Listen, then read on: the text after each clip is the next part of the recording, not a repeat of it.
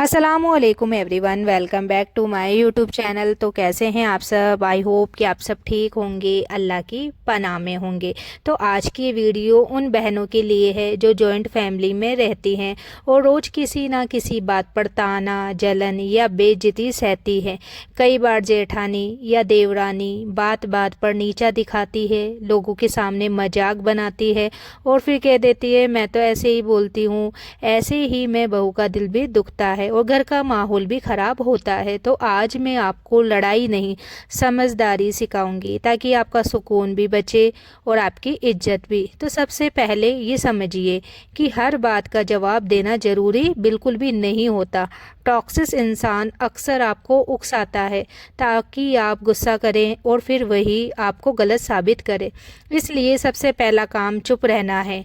आप जितना चुप रहोगे उतना आप मजबूत दिखोगे और अंदर से खुद को याद दिलाइए, सब्र कमजोरी नहीं है, ताकत होती है। अब दूसरा तरीका है कि अपनी जो भी सीमा है उसको तय करिए। सीमा मतलब बदतमीजी नहीं, बस अपना दायरा साफ करना। अगर जेठानी देवरानी आपकी हर बात में दखल देती है तो आप प्यार से कह सकती हैं कि आपकी बात मैंने सुन ली, अब मैं ये ऐसे कर लूँगी। बस कोई लंबी बहस नहीं। अगर वो मायके पर ताना मारे तो बोलिए कि मेहरबानी करके मायके की बात घर में ना करे। तो ये लाइन सीधी है पर झगड़ा नहीं कराती। तो भीड़ में पता है, भीड़ में जवाब नहीं। कई बार वो सबके सामने ताना मारती हैं ताकि आप शर्म से चुप रहे। ऐसे में आप बस इतना कहिए, इस पर बाद में बात करेंगे, और बात बदल दीजिए। बाद में जब अकेले मौका मिले तो बहुत ही ये सामान्य तरीके से आप आवाज़ में कह दीजिए, आज जो आपने कहा ना मुझे अच्छा नहीं लगा, आगे से ऐसा ना करें। बस इतना, ना कोई रोना ना चीखना, सिर्फ बात। तो कम बोलो, काम पर ध्यान दो। कुछ लोग आपकी बातें पकड़कर उल्टा बनाते हैं, इसलिए कोशिश कीजिए कि आप कम बोले, लेकिन जो बोले साफ और सही बोले। आपका व्यवहार अच्छा रहेगा तो घर के लोग खुद समझ जाएंगे कि गलती किसकी है। और याद रखिए, चुप रहना अलग बात है और दब जाना अलग। आप दबे नहीं, बस चुप रहिए। तो शोहर को सही तरीके से साथ लेना, शोहर से शिकायत वाले अंदाज में नहीं बल्कि समस्या के हल के अंदाज में बात करें। कहिए कि मैं झगड़ा नहीं चाहती, बस मुझे आपका साथ चाहिए ताकि मेरी बेइज्जती सबके सामने ना हो। अगर शोहर शांत होकर आपके साथ खड़ा रहेगा तो सामने वाले की हिम्मत अपने आप कम होगी। अब मैं आपको कुछ छोटे छोटे जवाब भी दे देती हूँ जो आप ज़रूरत पर इस्तेमाल कर सकती है। सबसे पहले, हमेशा कोई कुछ भी बोले तो सीधे बोल दो कि ठीक है मैं समझ गई, बात ख़त्म। दूसरा है कि आपकी बात मैंने नोट कर ली है, ये वाला जवाब भी आप हमेशा हर बात में दे सकते हैं। तीसरा है कि इस पर बाद में बात करेंगे। कोई भी बात चले, अगर आपको नहीं लग रहा है तो आप सीधे कह दोगे इस बात पे बाद में बात करेंगे। चौथा है कि मैं घर में सुकून चाहती हूँ। कोई भी लड़ाई हो, कुछ भी बात हो, आप सीधा बोल दो मैं घर में सुकून चाहती हूँ, मेहरबानी करके ये बात यहीं ख़त्म करिए। तो बात आती है कि जब सामने वाला बार बार वही हरकत करे तो आप क्या करें, क्योंकि कई बहनें कहती है कि मैं चुप रहकर भी देखा लेकिन वो रुकते ही नहीं। तो ऐसे में आपको एक चीज़ समझनी है, टॉक्सिक इंसान आपके सब्र को आपकी कमजोरी समझ लेता है, इसलिए आपको सब्र के साथ साथ हद भी दिखानी पड़ती है। हद दिखाने का मतलब चीखना नहीं, बस इतना कि आप अपनी बात साफ रखें और बार बार वही चीज़ दोहराएं। मान लीजिए जेठानी देवरानी आपको हर बात पर रोकती है, ये मत करो वो मत करो, आप हर बार बस यही बात बोले, ठीक है मैंने सुन लिया, और फिर अपना काम अपनी समझ से कर लें। अगर वो फिर भी पीछे पड़े तो आप कहें कि आप परेशान ना हो, मैं संभाल लूँगी। जितना आप बार बार शांत तरीके से ये बोलेंगी उतना वो समझेंगी कि आपको कंट्रोल करना आसान नहीं।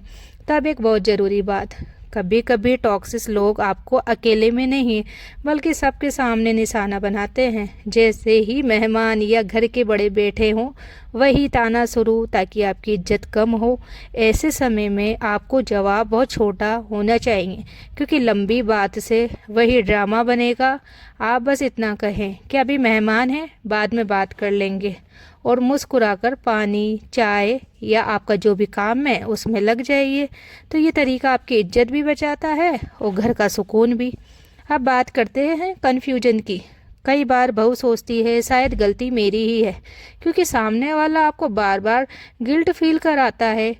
तो एक छोटा सा नियम याद रखिए, अगर कोई आपको बार बार नीचा दिखाए और आपको बार बार आपकी बात काटे, आपकी मेहनत का मजाक उड़ाए, तो वो सुधार नहीं, वो टॉक्सिस आदत है।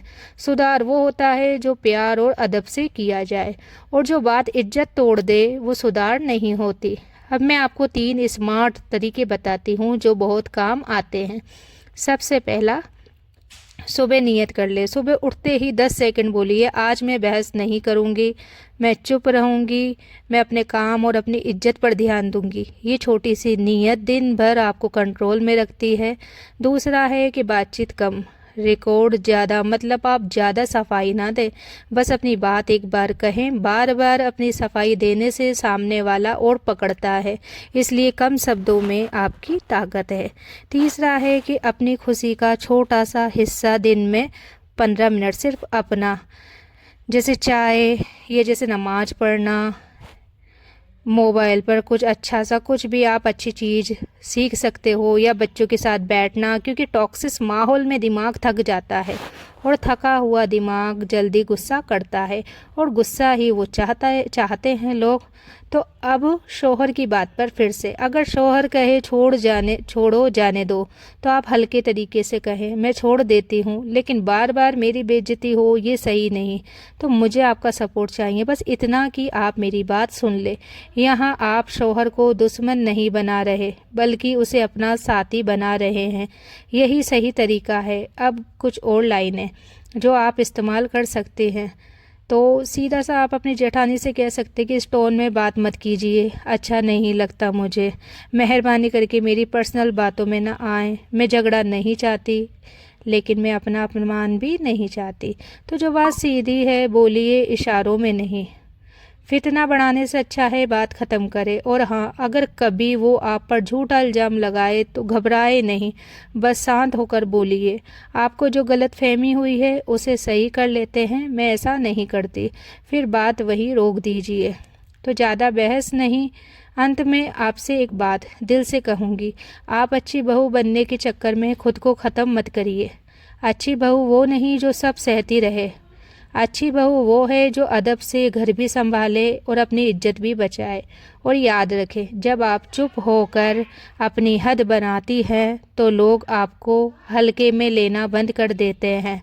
तो बहनों, आज की ये वीडियो का निचोड़ बस इतना है। टॉक्सिक जेठानी देवरानी से निपटना लड़ाई से नहीं होता है, समझदारी से होता है। आप अपना अदब भी बनाए रखें और अपनी हद भी, क्योंकि इज्जत मांगने से नहीं मिलती। इज्जत तब मिलती है जब आप शांत होकर अपनी जगह तय कर देती हैं। तो याद रखिए, आप किसी की बातों से कम नहीं हो जाती। आपकी कदर, आपकी मेहनत, आपके किरदार और आपकी नीयत से है घर का सुकून बचाना अच्छी बात है, लेकिन अपने दिल का सुकून खोकर नहीं। सब्र रखिए मगर खुद को कमज़ोर मत होने दीजिए। अगर आप चाहें तो इस वीडियो के बाद आज एक छोटा सा कदम उठाइए, बस एक लाइन अपनी ज़िंदगी में लागू कीजिए। इस पर बाद में बात करेंगे, बस ये नोट कर रखिए कि इस पर बाद में बात करेंगे, क्योंकि यही लाइन आपको बहस से बचाएगी और आपकी इज्जत भी बचाएगी। अब आप मुझे कमेंट में लिखिए, मैं सब्र से मजबूत हूँ। अगर आप चाहती हैं कि मैं इस चीज़ पर आगे भी वीडियो बनाऊँ तो मुझे कमेंट करके ज़रूर बताना। और वीडियो पसंद आए तो लाइक कर दीजिए, और ऐसी ही काम की बातें पाने के लिए चैनल को सब्सक्राइब करके बेल आइकन को दबा दीजिए। अल्लाह आपको सुकून, हिम्मत और घर में बरकत दे। आमीन।